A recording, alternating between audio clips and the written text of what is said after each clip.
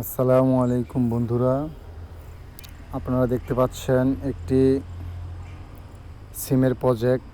এটি হচ্ছে কলাতিয়া ইউনিয়নের খারাকান্দি বাজারের উত্তর পাশে সিংহাসুর এলাকায়। এখানে হাজার হাজার হেক্টর জমিতে সিম চাষ করা হয়েছে।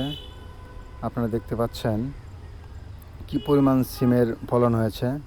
থোকায় থোকায় সিম ধরে আছে। এক কথায় বলতে গেলে সিমের এবার বাম্পার ফলন হয়েছে। কৃষকদের সাথে কথা বলে যতটুকু জানতে পেরেছি তারা আশাবাদী, এবার তারা লাভবান হবে।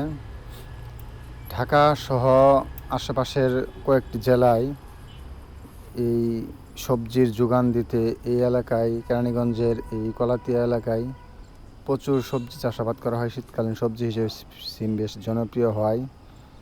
এখানে অনেক কৃষকেরাই সিমের চাষ করে থাকেন। দেখতে পাচ্ছেন কীভাবে সিমের থোকা থোকা সিম ধরে আছে। দর্শক, এখানে যেদিকে চোখ যায় শুধু সিম ক্ষেত আর সিম ক্ষেত। আপনারা চাইলেই এই এলাকায় ভিজিট করতে পারেন। এখানকার সিমগুলো বেশ স্বাদের। এখানে কোনো কেমিক্যাল ইউজ করা হয় না, স্বাভাবিক ন্যাচারালভাবেই এখানে সিমের চাষ করা হয়। অ্যাকচুয়ালি এখানকার মাটি উর্বর হয়, এখানকার চাষাবাদগুলো অনেক ভালো ফলন দেয়।